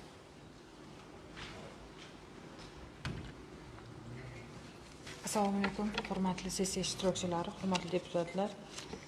Bu masala bo'yicha ham kecha doimiy komissiyada biz bu masalani ko'rib chiqdik. Bu loyiha bo'yicha Ilhom aka o'zlari tushuncha hamma ma'lumotni berib o'tdilar. Shu loyihani qo'llab-quvvatlashlaringizni so'rab qolamiz. Rahmat. Hurmatli deputatlar, kun tartibidagi ushbu masala bo'yicha qo'shimcha savol va takliflar bo'lmasa, qaror loyihasi qo'llaringizga tarqatilgan. Ushbu qaror loyihasiga munosabat bildirishlaringizni so'rayman. Rahmat. Qarshilar? Betaraflar yo'q. Ushbu qaror loyihasi ham bir ovozdan tasdiqlandi. Hurmatli deputatlar, sessiya kun tartibiga kiritilgan 9 ta masalalar ko'rib chiqildi. Sessiyani olib borish yuzasidan takliflar bormi? Ma'qul. Sessiyani olib borish yuzasidan takliflar bo'lmasa, xalq deputatlari Toyloq tuman kengashining navbatdagi 27-sessiyasi kun tartibida O'zbekiston 2030 strategiyasining ijrosi bo'yicha amalga oshirilayotgan ishlar yuzasidan tuman hokimining birinchi o'rinbosari Adham Azamjonovning hisobotini eshitish yuzasidan tayyorgarlik ko'rish masalasi xalq deputatlari tuman kengashining mahalliy byudjet, tadbirkorlikni rivojlantirish va iqtisodiy islohotlar masalalari bo'yicha doimiy komissiyasiga topshiriladi. Farhod aka, topshiriq sizga. Rahmat. Sessiya o'tkazilishi yuzasidan axborot berish uchun so'z sessiya kotibi 22-Olmazor saylov okrugidan saylangan deputat Xobelov Abdulla Daminovichga beriladi. Marhamat, Abdulla Daminovich. Assalomu alaykum, rahmatullohi, hurmatli deputatlar va sessiya ishtirokchilari. Xalq deputat Toyloq tuman kengashining navbatdagi yig'ilish 26-sessiyasi 2026-yil 4-iyun kuni soat 8:30 da o'z ishini boshladi. Sessiyada jami 24 nafar deputatdan 21 nafar ishtirok etdi.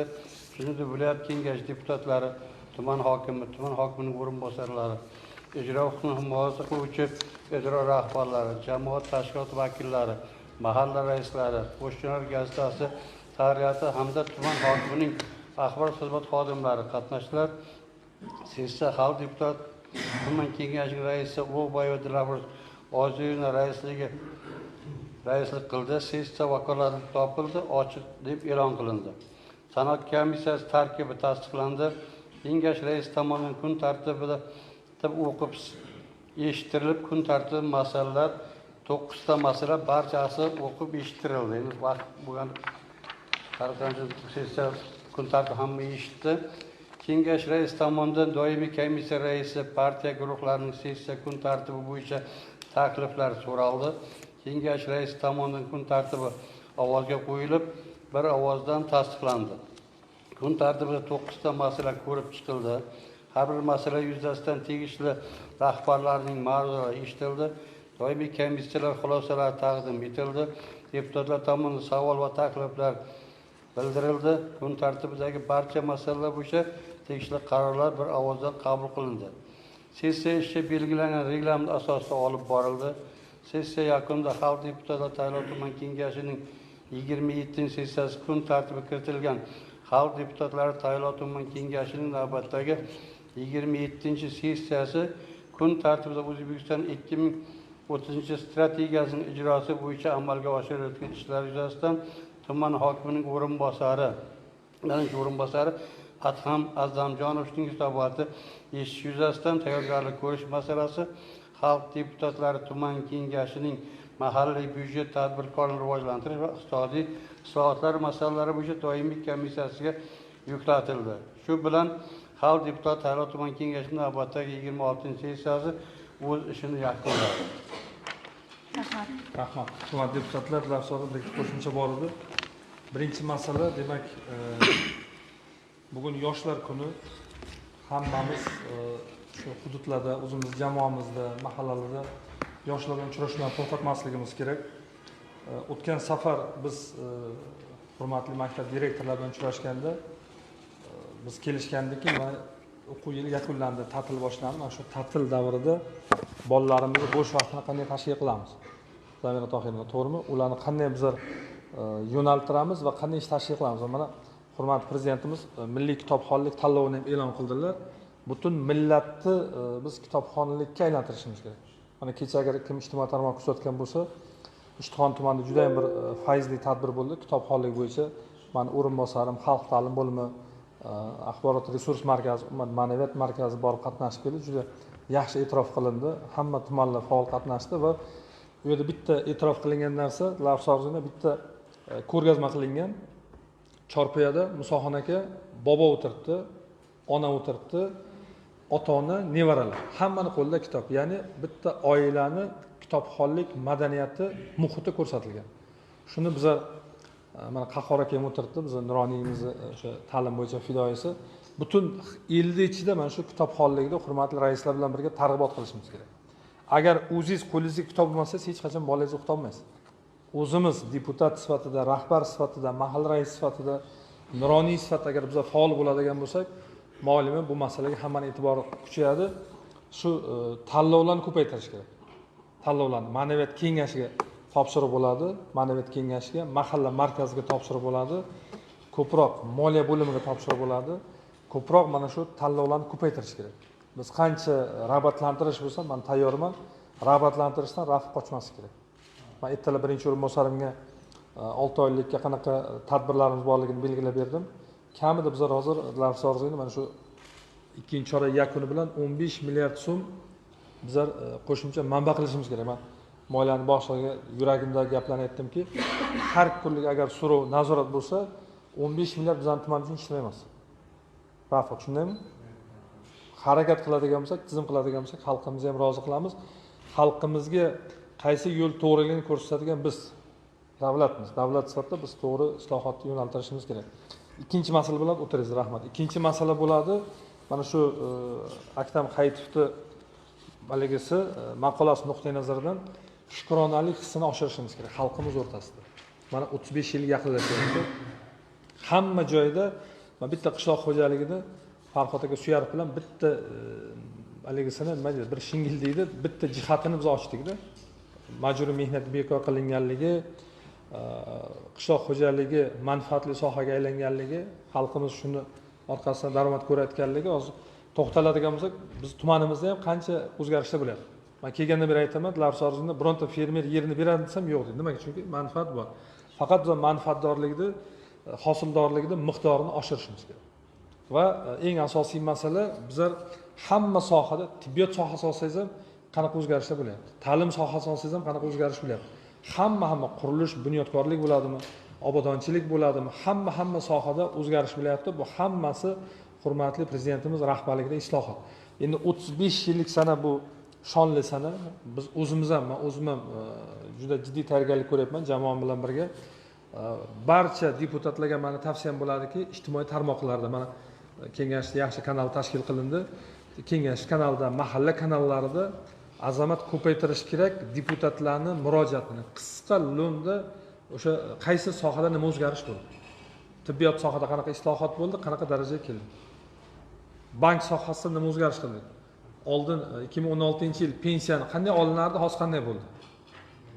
Pensiyada olishda ham plastik kartochkadan ham naqd pul olish uchun nimadir qilish kerak. Misol uchun deyman, u birovga aytib bo'lmaydigan jarayon, lekin baribir shu holatlarni biz boshimizdan kechirdik. Hozir qanday holat?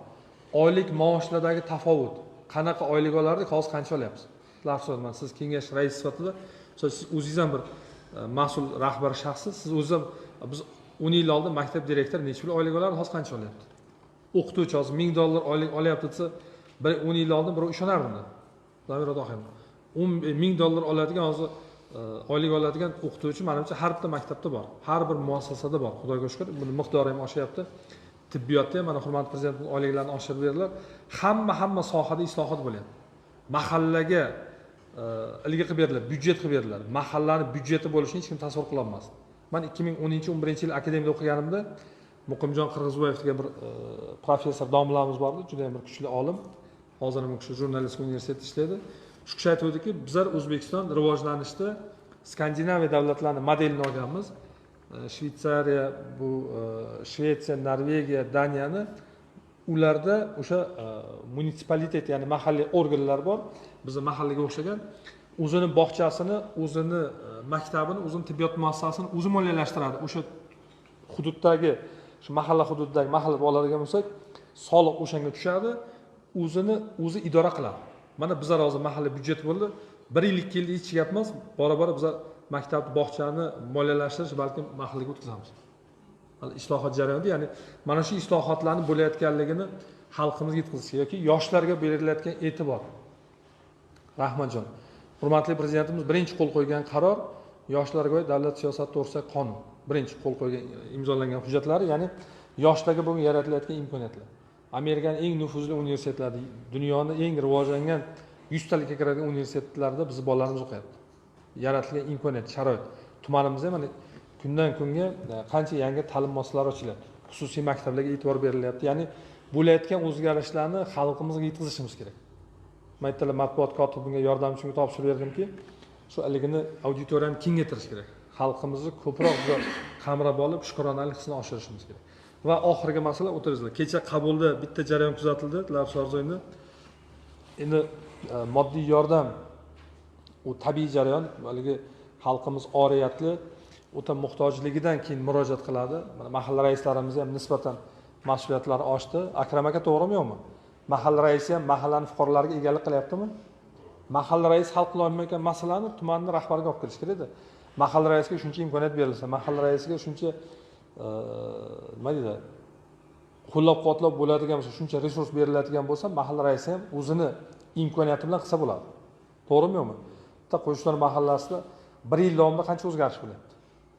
Open byudjeti qancha yutuqqa erishdinglar? Mahallaning obodonchiligi, mahallada ko'p karra tadbir qildik. Qancha shu yerga investitsiya kiritilyapti xalqni rozi qilish uchun. Lekin fuqarolarni ham mahalla raisini, men Akramjon aka misolda aytaman, mahalla raisining asosiy e'tibori o'sha aholini to'q qatlam emas, muhtoj qatlamga qaratilishi kerak. Davlat o'zi shu uchun, davlat o'zi muammoni yechish uchun. Davlat hali muammosi yo'q masalalar uchun, muammoli masalalar shug'ullanadi. Mahalla raisi ham shunga qaratilishi kerak. Lekin bitta tahlil bo'lyaptiki, kecha mana bitta hokim yordamchisi fikr bildiryapti. Ba'zi bir odamlar deydi, shunaqa kompaniyaga aylangan Labsorzoyda shu kambag'allik reyestriga kiritasiz, xohlasangiz ham, xohlamasangiz ham kiritasiz degan qanaqadir bir tushunarsiz jarayonlar bo'lyapti-da. Hurmatli prezidentimiz o'tgan 25-noyabrda Urgutda bo'lgan yig'ilishda aytdilarki, bizlar boqimandalik qarshi kurashishimiz kerak, dangasalikka qarshi kurashishimiz kerak va kerak bo'lsa nogironlarga ham inklyuziv, ya'ni o'sha nogironlar uchun munosib daromad manbai qilib berishimiz kerakki, nogiron ham hayotdan rozi bo'lsin. Pensiyam kam boshqa degan fikr bo'lmasin, uyiga 50 ta parranda qilib beraylik, 100 ta tovuq qilib beraylik, u ham nimadir daromadli bo'lsin. Shuni hurmatli deputatlarimizdan men iltimos qilamanki, shu hududlarda, joylarda o'sha boqimandlikka qarshi kurashishimiz kerak. Bizlar kambag'allikdan xoli hudud bo'lamiz deb harakat qilyapmiz, lekin qayerlardadir tushunarsiz holatda qanaqadir bir shunaqa nima deydi? Kompaniya bo'lyaptiki, kambag'allik reyestriga kiritasan, xohlasang ham, xohlamasang ham kiritasan. O'zi bizning muqaddas dinimizda Musoxon aka aybini ko'rsatish bu haligi o'zi. mumkin emas o'zi bunday olib qarasa. Oldinlar odamlar qanaqadir kamchiligidan, nogironligini jamiyatga ko'rsatishdan orqaga. Hozir indamasangiz pesh qiladi. Ba'zi bir murojaatlarga keladi, erkaklar turib ayollar murojaat qiladi. Xo'jayin qanitsa mayli, xo'jayin o'tiribchi edi deydi, haligini qabulda chekkasi o'tiribdi, keyin opajon siz qarab turing, xo'jayin bilan gaplashaylik, oilani boshlaykan. Eringiz bilan bir savol javob qilaylik deb, ularni ham ozgina g'ururini uyg'otishga to'g'ri kelyapti. Joylarda mana murojaatlar bo'yicha ham fikr to'g'ri ko'tarildi. Shu bizlar xalqimizni boqimandalik degan kasallikdan, illatdan qutuladigan targ'ibotga borishimiz kerak. Inson harakat qilsa, bugun shunga ishonch hosil bor, ya'ni harakat qilgan odam, mehnat qilgan odam bugun oilasi ham yaxshi yashayapti, jamiyatda ham o'zini o'rniga ega. Faqat shuni lafzozini ko'proq men birinchi marta nima uchun Boburga shuni alohida tavsiya topshirib berdimki, hokim yordamchilarini faoliyatini nazorat qilish kerak. Nazorat bilan birga o'sha toifa oilalar bilan aholi bilan ishlashimiz kerak. Hokim yordamchilari ham juda qattiq tayyorgarlik ko'rsin. Kengashda o'sha hisobotiga, sessiyadagi hisobotiga qarab diktasiyaga xulosa qilamiz. Ma'qulmi? Lafzozimiz? Rahmat. Hurmatli sessiya ishtirokchilari, hurmatli deputatlar, bugungi sessiyamizda muhokama qilingan masalalar, qabul qilingan qarorlar shu tumanimiz aholisining ijtimoiy hayoti farovon bo'lishi uchun xizmat qilish kerak. Bu borada kengash deputatlari va ijro hokimiyati birgalikda birdan bo'lib harakat qilishimiz kerak bo'ladi. Bugungi sessiyamizda kun tartibida barcha masalalar atroflicha ko'rib chiqildi, qarorlar qabul qilindi. Sessiyani yopiq deb e'lon qilaman.